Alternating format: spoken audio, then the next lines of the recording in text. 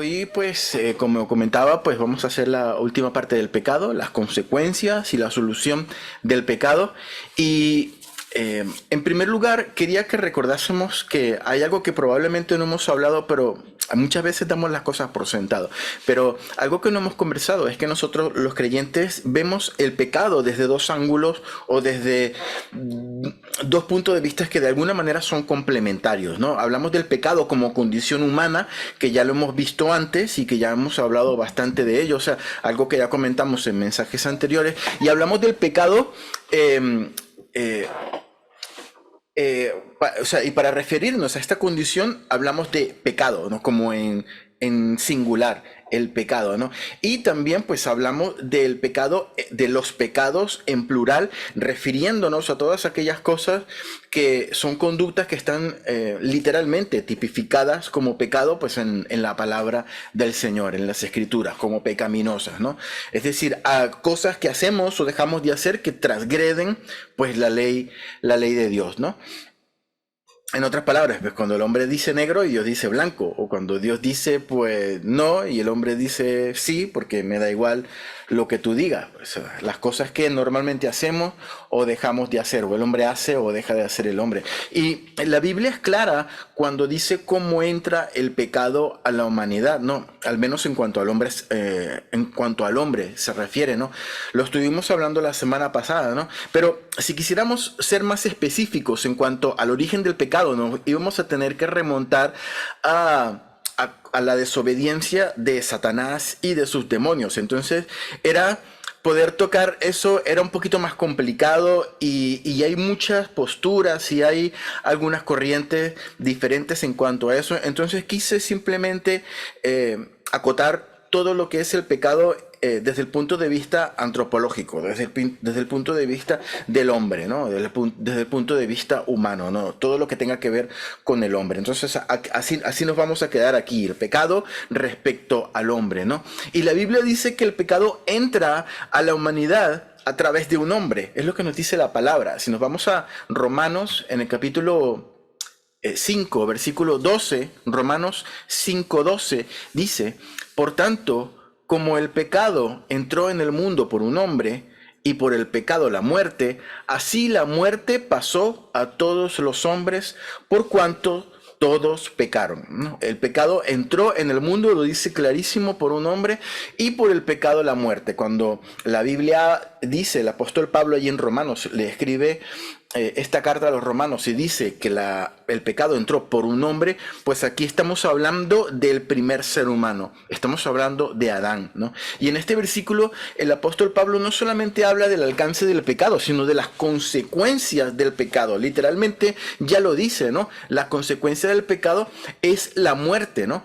Por el pecado, por un hombre entró el pecado y la muerte entró por este hombre, ¿no? Y por el pecado de este hombre, ¿no? Debido a la desobediencia de Adán, ¿no? Y el pecado pasa como herencia, ¿no? Pasa como parte del acervo genético, por si lo queremos decir de esa manera, al ser humano, ¿no? Y como consecuencia de ello, pues el pecado, ¿no? Ahí va la muerte metida en el paquete, como leímos la semana pasada, si se recuerdan, cómo funcionaba la tentación. Pues la tentación funcionaba porque nuestros deseos son atraídos y seducidos por algo, ¿no? Ese deseo leíamos que quedaba preñado en un sentido, ¿no? Daba luz al pecado y ese pecado, cuando era consumado, daba luz a la muerte, producía la muerte, ¿no? Entonces, ahora hay diferentes escuelas o diferentes posturas, diferentes posiciones que hablan acerca del alcance de este pecado original, que se conoce como el pecado original, lo que ocurrió allí en el huerto del Edén. El alcance de ese pecado hasta el día de hoy en el hombre, ¿no? Hay una postura que dice que el hombre no fue corrompido por ese pecado y que hasta el día de hoy, aunque entró el pecado, pues el hombre no se corrompió y que el hombre pues tiene las herramientas necesarias, pues fuerza de voluntad, tiene la capacidad de hacer el bien, todo ese tipo de cosas, ¿no? Para poder alcanzar la gracia de Dios, ¿no? Esto se tipificó como herejía, se llamó el pelagianismo o el semipelagianismo. Hay otras posturas, un poquito una postura intermedia llamada el arrianismo, hay otra postura más determinista que conocemos como el calvinismo, en donde dice que habla acerca de la soberanía de Dios y que Dios controla todo y que Dios decide quién se salva y quién no. Entonces, hay diferentes, digamos, posturas en cuanto al alcance de este pecado original, pero lo que no podemos negar, de esto podríamos conversar, pero es mucha teoría y es mucha cosa que no me gustaría tocar, ¿no?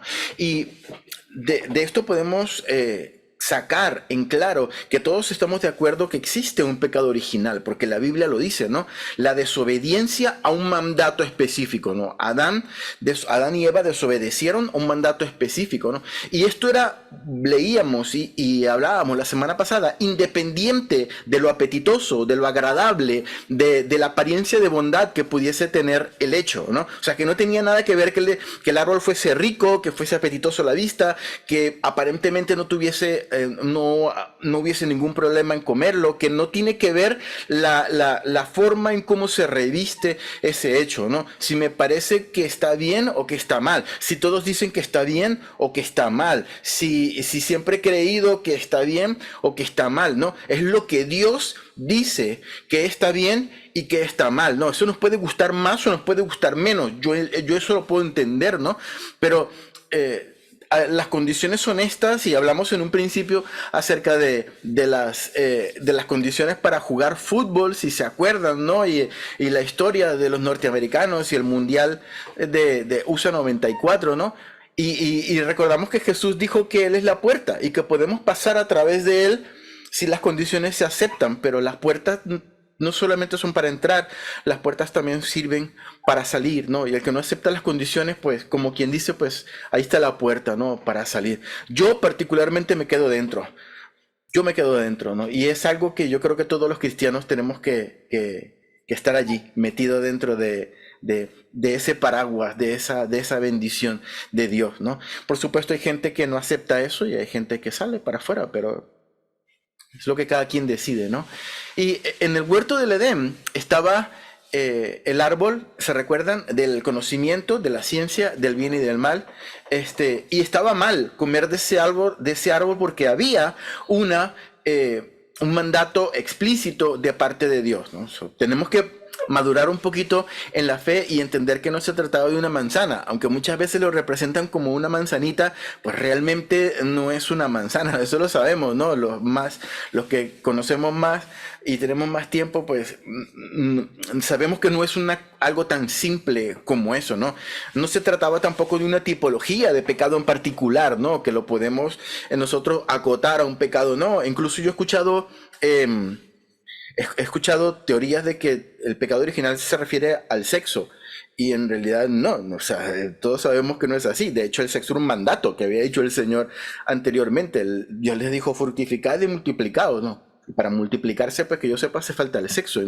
Ese no era el problema. El problema era que existió la desobediencia a un mandato que era explícito, que era una ley y que era una norma, ¿no? Entonces, independientemente de las diferentes posturas que hemos conversado antes acerca del alcance del pecado en el hombre, lo que es cierto y lo que la Biblia dice claramente y sin ningún tipo de tapujos es que el pecado entró al hombre por un hombre, por Adán, ¿no? Allí entró el pecado, pues, a toda la humanidad. Entonces, el pecado se constituye a partir de ese momento una condición que hereda el hombre, una condición que tiene el hombre, ¿no? Y obviamente, pues a su vez, como dijimos al principio, llamamos pecados a todas estas cosas que el hombre hace errando al blanco, perdón, desobedeciendo, pues, los mandatos divinos.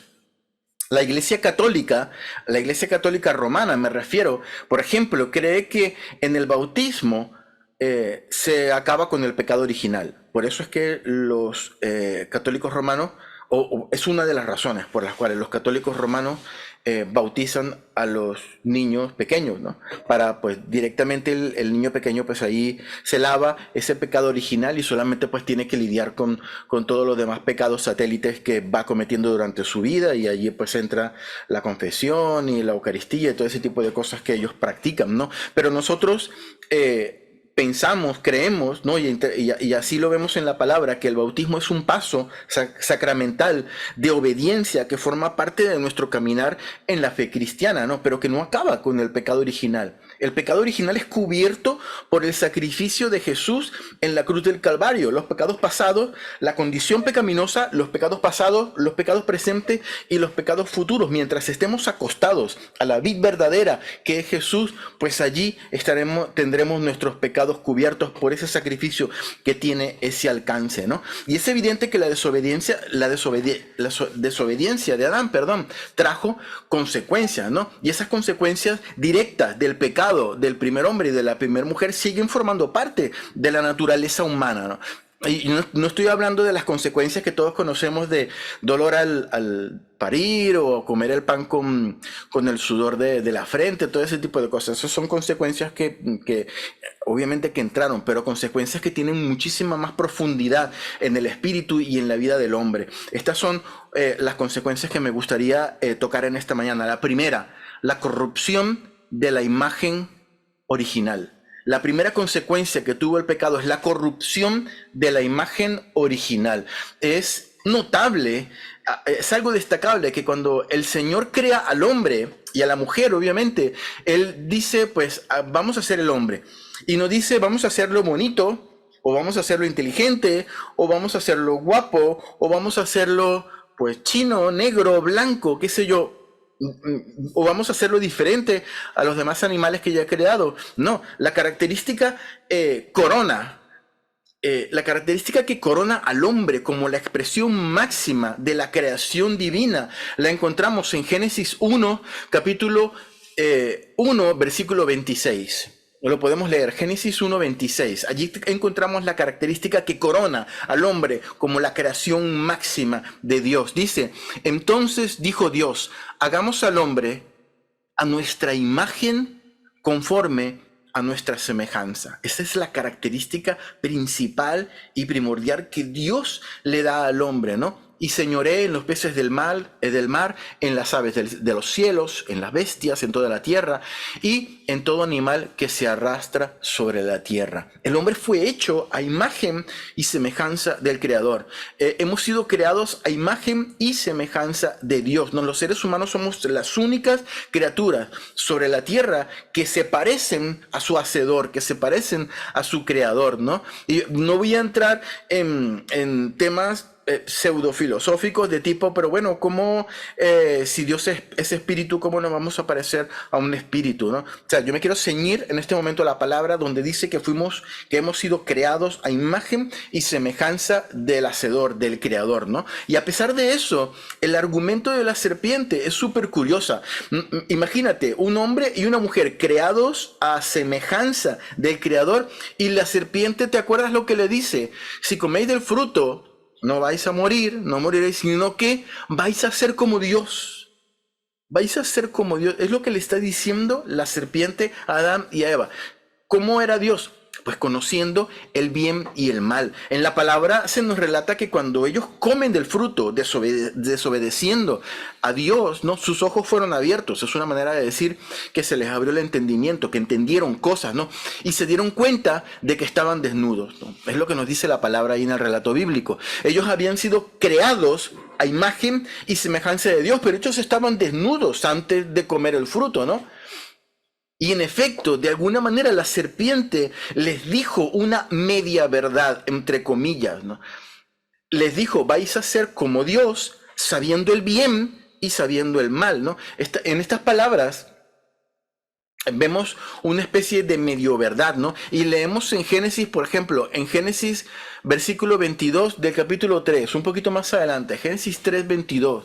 Esto es lo que dice Dios después que el hombre desobedece. Y dijo Jehová a Dios, versículo 22, he aquí el hombre es como uno de nosotros, sabiendo el bien y el mal. Ahora, pues, que no alargue su mano y tome también del árbol de la vida y coma y viva para siempre. Me gustaría que siguieras mi punto. En primer lugar, el hombre era semejante a Dios porque fue creado a imagen y semejanza de Dios. Pero El hombre fue creado a imagen de Dios, pero en lo que Dios quería que el hombre fuese semejante a él, en lo que el hombre podía encajar, en lo que el hombre podía manejar y en lo que el hombre podía ser feliz, en esa semejanza entre Dios y el hombre. Pero el hombre desobedece y alcanzó otro tipo de semejanza. Esa semejanza fue corrompida, fue una semejanza que no podía manejar el conocimiento del bien y del mal, y esa semejanza le perjudicó, y esa semejanza y ese pecado le condenó por toda la eternidad, ¿no? Si hay algo que Satanás siempre ha puesto durante la historia en el corazón del hombre, y siempre el hombre ha tenido en su corazón, es el de ser semejante a Dios, el de ser semejante a una divinidad, pero usando sus propios medios y sus propios criterios, ¿no? O sea, yo quiero ser Dios en lo que a mí me interesa ser como Dios. A mí no me interesa ser Dios en su santidad y en lo santito que Él es. No, en eso no me interesa ser Dios. A mí me interesa ser Dios en ser todopoderoso, en el poder, en el tener dominio sobre todas las cosas, y eso es lo que siempre en toda la historia ha estado practicando al hombre, ¿no? Hace poco veía un programa donde en Israel han construido unas super máquinas, son como unas impresoras 3D. Y en las impresoras 3D lo que hacen es imprimir, en vez de imprimir cositas de 3D, imprimen comida. Están imprimiendo filetes y pechugas y ese tipo de cosas. Es una cosa muy curiosa, ¿no? Probablemente se me ocurre que el consumible debe ser algún tipo de proteína, ¿no? Que han conseguido mediante algún tipo de cultivo genético o algo así, pero se veía como imprimían ahí un filete, como un tipo de una hamburguesa parecida, ¿no? Y se veía el primer ministro de Israel allí que se lo cocinaban y él comiéndoselo con un tenedor y qué rico, ¿no? Entonces yo pensaba, imagínate las cosas que vamos a ver en el futuro del hombre intentando manipular todas las cosas. Ya tenemos un montón de tiempo manipulando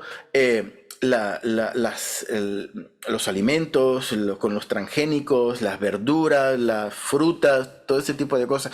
¿Cuántas cosas no hemos hecho, ¿no? Entre comillas, para mejorar la vida del hombre? Pero lo que estamos haciendo es alterando todo lo que Dios ha creado. Y eso es lo que siempre ha estado en el corazón del hombre, ¿no? Y esto lo de imprimir los filetes, pues esto pues es algo que vemos ahora porque tenemos la tecnología para hacer cosas súper impresionantes, pero esto no es nuevo. Esto lo vemos desde el principio, desde que el hombre es hombre, ¿no? El hombre intentando parecerse a Dios, el hombre intentando subir a donde está Dios, el hombre intentando imitar pues las cosas de Dios. Y es que el hombre sigue siendo todavía, en parte, imagen y semejanza de su creador en naturaleza. Tiene corrupción dentro de él, pero hemos sido creados a imagen y semejanza de Dios. Si leemos Colosenses, capítulo 3, versículo 10, en el Nuevo Testamento, la carta a los Colosenses, capítulo 3, 10, dice, y revestido del nuevo, aquí está hablando el apóstol, que el hombre, pues, en Jesús se reviste de un hombre nuevo, el cual, conforme a la imagen del que lo creó, conforme a la imagen del que lo creó, se va renovando hasta el conocimiento pleno. A pesar de toda esta corrupción que el hombre tiene dentro de sí, del camino torcido que el hombre ha querido tomar, ¿no? Queriendo ser dioses con su propio criterio, ¿no?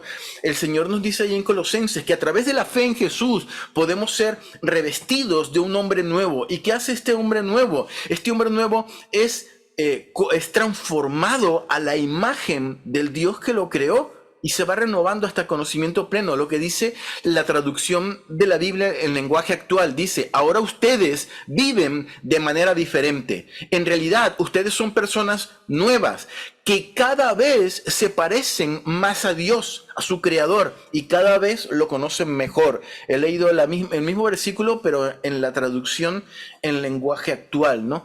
Y lo que hace el pecado, querido hermano, es corromper esa imagen, esa semejanza que el hombre tiene de Dios, torcerla, ensuciarla, hacerla a su manera, pero de mala manera, ¿no? Y lo que hace Dios por su parte es hacernos nuevas criaturas, ¿no? Criaturas que cada día nos parezcamos más a Él, ¿no? Volvamos a esa naturaleza que teníamos en un principio, que cada día caminemos en pos de esa imagen y semejanza con las cuales Él nos creó en primer lugar. Amén.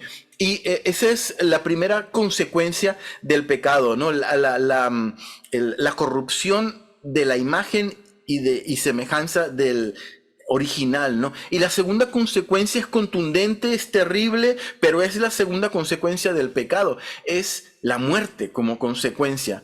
En la serpiente en el Edén, a continuación, no es que le dice una verdad con trampa, como cuando le dice, seréis como Dios, sabiendo el bien y el mal. Eso es una verdad, pero con bastante trampa, porque en realidad los ojos de los hombres fueron abiertos y entendieron lo que estaba bien y lo que estaba mal, pero todo eso les trajo una corrupción terrible a su corazón, porque era algo que el hombre no se suponía que tenía que manejar. El hombre fue hecho para que viviese feliz de la vida allí en el huerto del Edén, con su familia, con su mujer y con todos sus animales allí, feliz de la vida, sin enfermedades. Podía incluso comer del árbol que estaba en el centro del huerto, porque si recordamos habían dos árboles. Estaba el árbol de la ciencia del bien y del mal, sobre el cual había una prohibición, y estaba el árbol de la vida. El hombre pues podía comer de ese árbol y vivir todo lo que quisiera, porque era el árbol de la vida, y estaba allí también en el centro del Edén. Pero la serpiente esta vez no le dice una media verdad, sino que le dice una gran mentira. Le dice, no vais a morir. Dios les había dicho, si comes, mueres. Y la serpiente le dice, no, Dios dijo mentira, no vais a morir. Cuando el hombre decide desobedecer a Dios y come del fruto del árbol prohibido, es allí cuando entra la muerte a la raza humana, a la naturaleza humana. Pero no solamente entra la muerte como una cuenta regresiva para la muerte física, ¿no? Porque el hombre ya a partir de ese momento, cuando es sacado de donde está el árbol de la vida, pues ya está a sus expensas, ya se empieza a corromper, se empieza a envejecer, se empieza a dañar y sobreviene tarde o temprano la muerte física. Pero en primer lugar lo que ocurre es la muerte espiritual del hombre, ¿no? Romanos 6:23, versículo archiconocido que hemos leído un montón de veces, porque la paga, el sueldo del pecado en realidad es la muerte, pero el regalo, la dádiva de Dios es vida eterna en Cristo Jesús, Señor nuestro. La semana pasada cuando estudiábamos acerca de la tentación, ¿no? Veíamos en Santiago que somos tentados cuando somos atraídos y seducidos por nuestros propios deseos, ¿no? El deseo queda preñado, queda embarazado, ¿no? Y da luz al pecado, y cuando el pecado es consumado, da a luz o trae la muerte, ¿no? Entonces, esa herencia pecaminosa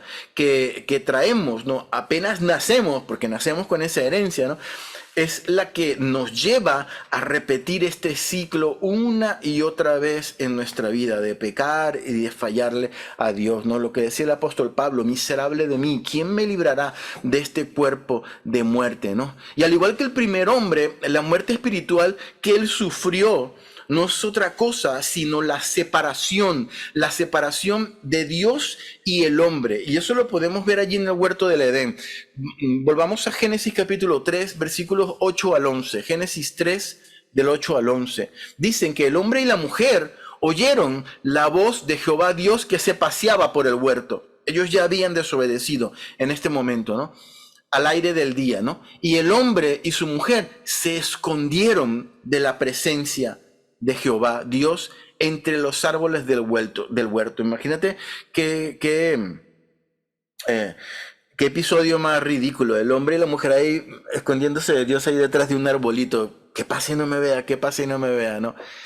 Y dice la palabra que ellos se escondieron allí, ¿no? Y el hombre se estaba escondiendo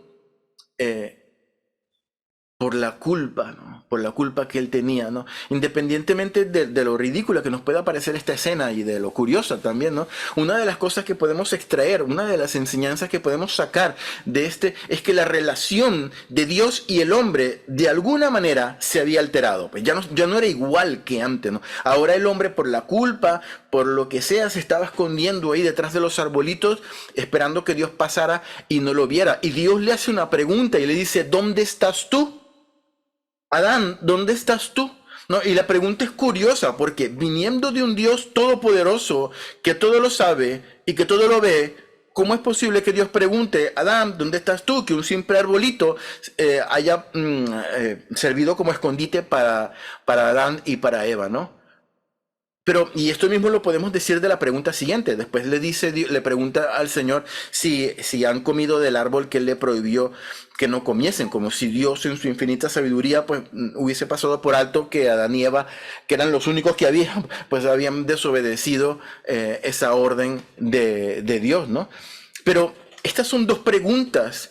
No porque Dios no, que las hizo Dios, no porque Él no las supiera, no es porque Él no supiera dónde estaba el hombre, porque Él todo lo sabe, o porque no supiera que el hombre había desobedecido. Estas son preguntas que intentan confrontar al hombre. Es un Dios preguntando, ¿dónde estás tú? Un Dios que a través de esa pregunta le quiere decir al hombre, hey, date cuenta que estás escondido por tu culpa, porque me has desobedecido. Date cuenta que hay culpa en tu corazón. Date cuenta que hay vergüenza y por eso te estás escondiendo, ¿no? Reacciona, recapacita, mira lo que está pasando por culpa de tu desobediencia, ¿no? Y la actitud del hombre ante tales preguntas es la misma que la actitud del hombre hasta el día de hoy, querido hermano, ¿no? En un sentido, no hay arrepentimiento, ¿no? Dios confronta al hombre y no hay arrepentimiento, no hay un reconocimiento de la culpa. En el Edén nunca hubo un reconocimiento de la culpa, ¿no? Después de una flagrante transgresión de la ley de Dios, lo único que quedaron fueron excusas. Pues la mujer que tú me diste, Señor, la mujer que tú me diste me dio de comer y pues yo comí, ¿no? Y la mujer que le dice, pues la serpiente me engañó, estaba la serpiente allí, era muy astuta, y yo me puse a hablar con la serpiente, y la serpiente pues me engañó y comí, ¿no? La consecuencia máxima del pecado es la separación entre Dios y el hombre. Y es tan grave esa separación que la Biblia lo tipifica, lo llama muerte. Dice Romanos 3:23, lo hemos leído un montón de veces, por cuanto todos pecaron y están destituidos de la gloria de Dios, han caído, estamos apartados de la gloria de Dios, como hablábamos la semana pasada. El hijo pródigo se fue de la casa de su padre, se fue a una provincia alejada, lo leíamos la semana pasada, ¿no? Ajeno a las bendiciones que había en la casa del padre. La casa del padre estaba allí, pero el hijo quiso apartarse y se quiso ir y fue echado de la gloria del padre, pero porque él mismo se quiso ir, ¿no? Y la pregunta de Dios de ¿dónde estás tú? ¿Dónde estás tú? Esa pregunta que quiere decir, aquí estoy, he venido a buscarte. Es imprescindible que reconozcas tu pecado, es imprescindible que reconozcas tu culpa, es imprescindible que reconozcas tu falla, porque yo he venido aquí porque quiero volver a estar contigo, quiero verte dónde estás, quiero que hablemos, ¿no? Esa pregunta se hizo carne, esa pregunta se materializó en la persona del Hijo de Dios. Jesús es Dios diciéndole al hombre, sal de allí. Sal de tu escondite porque quiero volver a tener relación contigo. Ven, vamos a hablar. Aquí hay solución, ahora hay solución. Jesús es la solución para el pecado del hombre. Aleluya. No, Él es en un sentido, pues, la conclusión que me gustaría dejar en esta mañana es que el pecado es una condición que forma parte de nuestros miembros, como lo decía el apóstol Pablo, ¿no? Lo traemos desde que nacemos, nos lleva a la destrucción y nos mantiene en una muerte espiritual. Pero Jesús vino para darnos vida en abundancia, dice la palabra, ¿no? Y la vida abundante es esa vida que sobra para esta vida y que sobra para la vida venidera. Es que sobra tanto para esta vida que somos capaces de darla y de compartirla con otras personas y dar vida abundante que Dios nos ha dado. La solución para un problema, hermanos, que heredamos y con el cual nacemos, que lo tenemos atragantado allí en nuestro corazón, en nuestro interior, y que escapa a nuestro control, porque el pecado escapa a nuestro control, la solución tenía que venir de algo que también escapase a nuestro control. Una solución tenía que ser sobrenatural y que tuviese el poder de hacernos nacer de nuevo, pero ya nacer con una naturaleza diferente, como el Señor le dijo a Nicodemo en Juan capítulo 3, que hay que nacer de nuevo para entrar al reino de los cielos. Hay que nacer como una nueva criatura para con una naturaleza diferente, para poder participar de la gloria perdida por causa del pecado. Y quiero terminar con un capítulo, con un versículo bíblico, dos versículos en general, en realidad. Juan capítulo 1, versículos 12 al 13. Juan 1, 12 al 13. Y este es un versículo precioso, uno de mis versículos favoritos de la Biblia que me encanta. Dice, mas a todos los que le recibieron, está hablando de Jesús, a los que creen en su nombre, les dio potestad de ser hechos hijos de Dios. Ojo, los cuales no son engendrados de sangre, ni de voluntad de carne, ni de voluntad de varón, sino engendrados de Dios. Nos dice la palabra del Señor. Hemos nacido de nuevo, no por voluntad de carne, no por voluntad de sangre, por voluntad de varón. Hemos nacido de nuevo por voluntad de Dios. Y dice la palabra en Corintios, que somos una nueva criatura si es que estamos en Cristo. Esa nueva criatura nace a los ojos de Dios a través de Jesús, justificados, sin pecado, y así tenemos que permanecer en nuestra vida como creyentes, queridos hermanos. Aquí quería concluir con esto, hermano, y espero que el Señor pueda traer mucha hambre y mucha sed de poder profundizar en este tema tan interesante que es el pecado. Y pues seguramente después seguiremos con otros rudimentos de la palabra y bases de la palabra que son tan importantes para nosotros. Y yo pues les agradezco mucho que hayan apartado este tiempo para venir a escuchar la palabra del Señor y para poder venir aquí a alabarle, aunque sea a través de este medio del Zoom. Amén.